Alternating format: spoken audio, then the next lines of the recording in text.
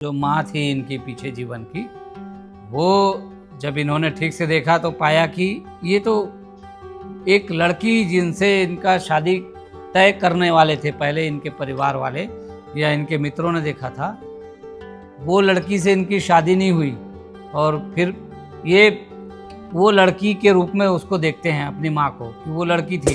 तो वो जो पहले वाले जीवन में जब उनकी शादी तय हो रही थी, पहली बार शादी तय हो रही थी, तो एक इनके मित्र ने वहाँ जाके उनको बता दिया कि लड़का ठीक नहीं है, इससे शादी मत करो, ये बहुत गुस्सा भी करता है, कुछ गड़बड़ भी है।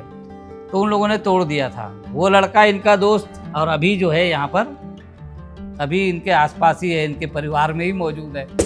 तो इसका इलाज चला किसी तरह, जितना चल सकता था चला, और एक दिन 38 साल के आसपास इनकी उम्र थी और ये 38 साल की उम्र में शरीर छोड़ के चल बसे। को ऐसा लग रहा था जब हमको कुछ अधूरा काम करने के लिए भेजा गया है, क्या काम नहीं ढूंढ पा रहा हूँ, क्या काम नहीं कर पा रहा, कुछ तो बाकी है।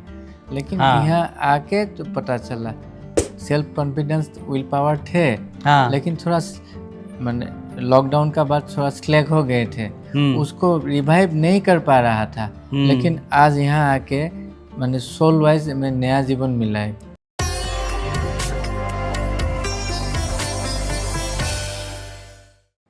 नमस्कार मित्रों, आप सभी का एक बार फिर से स्वागत है। मैं हूं संजय शर्मा और आप देख रहे हैं द मॉन्क। और आज हमारे साथ ये नॉर्थ ईस्ट के मेहमान हैं और चूंकि वहां का जाना माना चेहरा है, बहुत सारे लोग इनको जानते हैं, उस इलाके में इनकी अपनी एक पहचान है, एक छवि है और इनका एक प्रोफेशन है जिसकी वजह से लोग इनको जानते हैं। इस वजह से हम इनका नाम नहीं बता रहे हैं, शहर नहीं बता रहे हैं, राज्य नहीं बता रहे हैं, खाली ये जानिए कि ये भी नॉर्थ ईस्ट के ही एक हमारे मेहमान हैं जो यहाँ पर आए हुए हैं और इनसे हम बात करेंगे। इन्होंने क्या पाया, किस तरह की समस्याएं थी, क्या चीज़ें थी। अच्छा, इनको ना एक तो कुछ सवाल थे इनके भीतर और वो सवाल परेशान करते थे, तो वो ये फिर वीडियो हमारा देख के इनको लगा कि शायद यहाँ कुछ उसका जवाब मिलेगा, तो इसलिए वो यहाँ पर आए हैं और आपका बहुत बहुत स्वागत है। धन्यवाद, नमस्ते। पहले आप अपना सवाल बताइए कि किस तरह के सवाल थे जिससे आप परेशान थे। तो मेरा ये सवाल था कि मेरा हमेशा एक चिंता लगी रहती थी कि मेरा जो प्रेजेंट फैमिली है, मैं उसका लिए कुछ अच्छा कर पाऊँ या ना पाऊँ, यही मुझे खाई जा रही थी ये क्वेश्चन।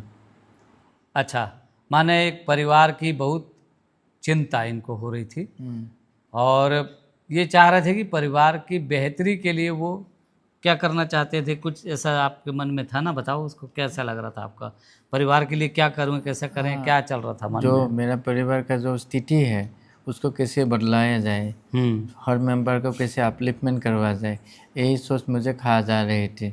और अपना काम को भी कैसे आगे बढ़ाया जाए, सब लेके। तो ये चिंता थी इनको और यही सबसे बड़ा मेन इनका सवाल था कि इनको परिवार को लेके बहुत चिंता, कैसे परिवार आगे बढ़ेगा और कैसे बढ़ेगा। इनको पत्नी बच्चे की भी चिंता कि कहीं बच्चे और उनका सब सही हो पाएगा, आगे ठीक फिट इनको अच्छा से कर पाएंगे, बच्चे को उसके जगह पे पहुंचा पाएंगे, बच्चे को आगे बढ़ा पाएंगे, फैमिली को ठीक से देखभाल कर पाएंगे, ऐसा यही ना सब सवाल आपका? हाँ जी। हाँ जी। तो ये सवाल इनके अंदर था। तो ये गए, फिर ये देखते हैं कि ये एक जगह पे हैं जहाँ पे कपड़े से तो इनको लग रहा था कि वो जो है घाघरा चोली की तरह कपड़ा था। जो इन्होंने माँ को देखा, माँ एक स्कर्ट जैसा पहनी हुई थी, ऊपर कमीज़ जैसा पहनी हुई थी, लेकिन ये थोड़ा कंफ्यूज है कि वो साउथ इंडिया वाला वेशभूषा है या इधर राजस्थान और गुजरात के आसपास की वेशभूषा है, उसमें कंफ्यूज थे। माँ को कैसे देख रहे हो, पूरा ठीक से बताओ। मैरून कलर का बिंदी बड़ा वाला, और जो अलंकार पहने हुए हैं सब रूपों का है, रूपा का अलंकार। ठीक है, सिल्वर ज्वेलरी ओनली। हाँ हाँ। माँ को देख के क्या आभास होता है, मिडिल क्लास फैमिली है? ठीक है। माँ का थोड़ा वो बताओ मुझे, शक्ल सूरत तो देखो और ये बताओ कि उसका लंबी है, पतली है, मोटी है, छोटी है, कैसी दिखती माँ? मीडियम हाइट हम्म और सांवला कलर। हम्म। और घाघरा चोली कपड़ा। हम्म। ठीक है। बाद में फिर इन्होंने बंगाल में इनको जाना पड़ा काम करने के लिए। पिताजी इनके पगड़ी भी लगाते थे, धोती पहनते थे, और कुर्ता धोती और पगड़ी पिताजी का इनका वेशभूषा थी। तो उससे ऐसा लगता है कि वो इसी तरफ राजस्थान या गुजरात के आसपास के कहीं पर थे। इन्होंने देखा कि ये जो है माँ इनकी जो है अच्छी ठीक ठाक माँ को उन्होंने देखा। माँ के बारे में थोड़ा बताओ अपना, जो वहाँ देखा आपने, और माँ कौन है अभी इसके बारे में बताओ। मेरा माँ बहुत मैंने ये प्यारी थी और बहुत कष्ट करता था वो जन्म में। हाँ हाँ इनको जो है माँ देखभाल पूरा अच्छे से करती थी। हाँ। हाँ बताओ। और तो मेरा शादी के लिए जो पहली लड़की देखा, शादी नहीं हो पाया घर से, उसका साथ भी थोड़ा मिलते थे। वो ऐसा है, दरअसल वो जो माँ थी इनकी पीछे जीवन की, वो जब इन्होंने ठीक से देखा तो पाया कि ये तो एक लड़की जिनसे इनका शादी तय करने वाले थे पहले इनके परिवार वाले या इनके मित्रों ने देखा था, वो लड़की से इनकी शादी नहीं हुई, और फिर ये वो लड़की के रूप में उसको देखते हैं अपनी माँ को कि वो लड़की थी। तो जाहिर है कि जो उसकी माँ थी वो शादी तो करेगी नहीं, वो लड़की खुद ही मना कर दी होगी आपको देख के। तो हाँ कर दी ना। हाँ। हो तो ऐसे ही होना है। वो देखेगी कि ये जो है पीछे जीवन का बच्चा है। अच्छा वो देखेगी मतलब ऐसे नहीं पहचानेगी, पर उसकी एनर्जी को सेंस करेगा, वो अंदर से एक सेंस आएगा उसके भीतर, वो कबूल नहीं करेगी इसको। और ऐसा हो जाता है, आमतौर पे ऐसा होता है। तो इसीलिए वो नहीं हुआ इसके साथ, अलग हो गया, मामला टूट गया। तो ये बात हुई कि माँ कौन है? कौन याद आती है जी? कौन है? रियल लाइफ में कौन जो है? मेरा जो शादी के लिए माँ पापा बात कर रहे थे, हाँ तो लड़की देख रहे थे, हाँ पहला वाला एक लड़की मेरा दोस्त लोग ने देखा था, हाँ। उसको याद है, सेम उसका सेम फेस है। अच्छा, राइट राइट राइट। तो जो लड़की पहले आपको देख रहे थे, जो लड़की को आपके लिए, वही लड़की दिख रही है माँ। राइट। तो ये माँ को देखते हैं, पिताजी को देखते हैं, और फिर इनके पिताजी ने जब इनकी शिक्षा दीक्षा पूरी हो गई, पढ़ाई लिखाई एक एज तक 20 साल तक इनको पिताजी ने पढ़ाया, और 20 साल की उम्र में पिताजी ने फिर इनको भेज दिया, जाओ विद्यालय चलाओ। संस्कृत विद्यालय इनके पिताजी चलाते थे, ज्योतिष का काम करते थे पिताजी। हाँ। थोड़ा अपने फैमिली के बारे में बताओ, जो थोड़ा बहुत बता सको। अगले जन्म का। हाँ पिछले जन्म का। और तो पिताजी ज्योतिषी थे, और वो एक संस्कृत स्कूल चला रहे थे, टोल। हाँ। और मेरा और हाँ। और हम लोग का ये लेकिन मम्मी सबको देखते थे। हाँ आपको पिताजी ने भेजा था वहाँ पे। फिर जब मैं थोड़ा शरारत था, मैं पढ़ाई में अच्छा था, लेकिन पढ़ाई हो गया तो पिताजी ने एक स्कूल खोल के रखे थे एक बड़ा नदी का उस पार।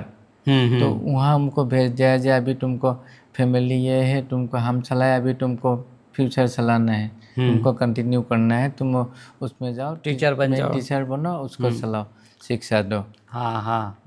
तो ये जो है, ये इनको पिताजी ने अपने स्कूल में, जो स्कूल पिताजी ने खोला था वो बंगाल है ना, अलग राज्य है। इन्होंने बताया कि ये दूसरे राज्य में स्कूल चल रहा है, तो वहाँ गए, वो बंगाल था। वहाँ पर इन्होंने बच्चों को संस्कृत शिक्षा देनी शुरू की, पाठशाला शुरू किया, बच्चों को पढ़ाना लिखाना शुरू किया। और फिर इनकी 27 साल के आसपास इनकी शादी भी हुई। शादी हो जाने के बाद 2 बच्चे हुए, एक बेटी एक बेटा, वो हुए। और फिर इन्होंने ये भी देखा कि बेटी कौन है बेटा कौन है, इन्होंने देख लिया, सब अच्छी तरह से समझ लिया। वहाँ पर जो है इनकी शादी होने से ठीक पहले एक जगह शादी तय हुई थी, जैसे यहाँ हुआ था, टूटा था, वैसी वहाँ भी हुई थी।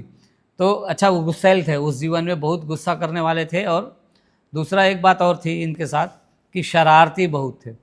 तो वो जो पहले वाले जीवन में जब उनकी शादी तय हो रही थी, पहली बार शादी तय हो रही थी, तो एक इनके मित्र ने वहाँ जाके उनको बता दिया कि लड़का ठीक नहीं है, इससे शादी मत करो, ये बहुत गुस्सा भी करता है, कुछ गड़बड़ भी है। तो उन लोगों ने तोड़ दिया था। वो लड़का इनका दोस्त और अभी जो है यहाँ पर अभी इनके आसपास ही है, इनके परिवार में ही मौजूद है। तो ये भी देख लिया तो इनको ये भी समझ में आ जाएगा कि परिवार का कौन सा मेंबर कैसा है, क्या है, किस तरह का है और वो संबंध क्यों है, ये भी देख लेंगे। तो वो देख लिया, समझ लिया आपने? हाँ, समझ लिया। और समझ में भी आया होगा वो क्यों किया वैसा। हाँ, हाँ समझ में आया। तो ये एक बिहेवियर को आप उसके पैटर्न को समझ सकते हैं इससे। ठीक है, तो ये हुआ। फिर उसके बाद में ये हुआ कि ये थोड़ा बीमार जैसा होने लगे। स्कूल तो चला रहे थे लेकिन बाद में बीमार जैसा होने लगे। तो फिर कभी खाट में पड़ जाते थे, कभी बेहोश हो जाते थे, फिर बह जाता था, इलाज करता था। कुछ खास ठीक नहीं हो पाया और बीमारी ऐसी बड़ी थी कि उनका परिवार, उसका खर्चा, माँ बाप तो जा चुके थे, पत्नी थी, तो पत्नी उनका खर्चा नहीं उठा पा रही थी। तो इसका इलाज चला किसी तरह, जितना चल सकता था चला। और एक दिन 38 साल के आसपास इनकी उम्र थी और ये 38 साल की उम्र में शरीर छोड़ के चल बसे। तो स्कूल भी इनका रह गया, पत्नी बच्चों की देखभाल का उद्देश्य भी रह गया, पूरा नहीं हो पाया। पत्नी बच्चों को एक बेहतर जीवन देने का जो सपना था वो भी पूरा नहीं हुआ। और इस तरह से इन्होंने एक अभाव में, चूँकि बीमार थे तो इनके ऊपर सारा कुछ खर्च करवा दिया, तो एक अभाव में उनको छोड़ के गए। तो वो एक अफसोस था। वो अफसोस किस तरह का था, थोड़ा बताओ। हाँ, मेरा वो पिछले जन्म के ये अभी आज एहसास हुआ है। अफसोस था कि कुछ जो हम शिक्षा शुरू किया था उसको आगे बढ़ाना ले जाता था, चाहता था कि कुछ दूँ समाज में, वो भी नहीं कर पाया। और मेरा बच्चा लोग और वाइफ के लिए जो हम कर सकता है वो नहीं कर पाया, मेरा ड्यूटी निभा नहीं पा रहा है।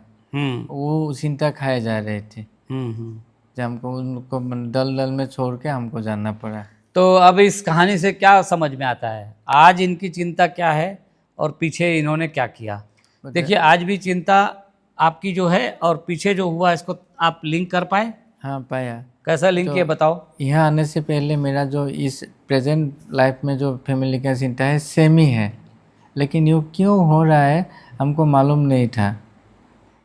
परिवार को लेके इतनी चिंता क्यों आती है, मेरा क्यों इतना परेशान रहते हैं, ये भाव था। मैं कुछ नहीं कर पाया हूँ मेरी फैमिली के लिए, वो मुझे खाया जा रहा था। और हमको ऐसा लग रहा था कि हमको कुछ अधूरा काम करने के लिए भेजा गया है, क्या काम नहीं ढूंढ पा रहा हूँ, क्या काम नहीं कर पा, कुछ तो बाकी है। लेकिन यहाँ आके तो पता चला तो काम क्या है, ये संबंधित रहता है पिछले लाइफ का साथ। तो क्या क्या काम बाकी है आपका जो आपको समझ में आया? तो ये एक समझ में आया कि जो responsibility of the family, wife, son, daughters, and the responsibility towards society to imparting education. हाँ, ये दोनों स्कूल चलाना था वो रह गया, उसका बड़ा अफसोस था, स्कूल को नहीं चला पाए। दूसरा अफसोस था फैमिली की जैसी देखभाल होनी चाहिए नहीं कर पाए। अच्छा, अभी फैमिली की देखभाल कर रहे हैं लेकिन फिर भी डर, मन के अंदर फिर भी डर कि पता नहीं फैमिली का ठीक से हो पाएगा, मेरे से ठीक से कर पाऊंगा या नहीं कर पाऊंगा, ठीक से कर पाऊंगा कि नहीं कर पाऊंगा।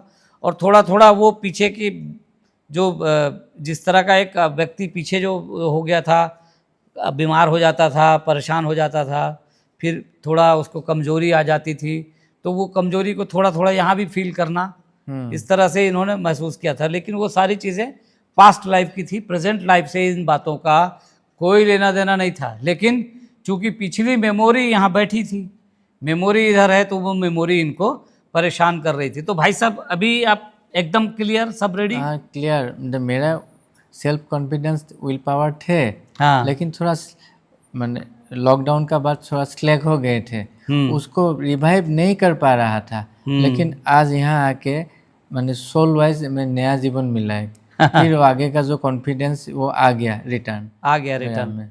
तो मित्रों, अभी इसलिए मैं शर्मा जी का आभारी हूँ। अच्छा आपका बहुत धन्यवाद हमको मौका देने के लिए, सीखने भी मिलता है ना आपसे। आपसे भी मिलता है। तो दोस्तों, मित्रों, अभी इस वीडियो को यहीं ख़त्म करेंगे, इनको भी जाना है। और वीडियो आपको कैसा लग रहा है प्लीज़ कमेंट करके बताते रहें। और हाँ, अगर वीडियो पसंद आ रहा है तो लाइक करना बिल्कुल नहीं भूलना है, शेयर भी करना है अपने दोस्तों को, और सब्सक्राइब तो करते ही रहना है भैया, उसमें कोई चूक नहीं करना है, ठीक है। तो फिर मिलते हैं अगली कहानी के साथ, तब तक के लिए नमस्कार, धन्यवाद आप सभी का।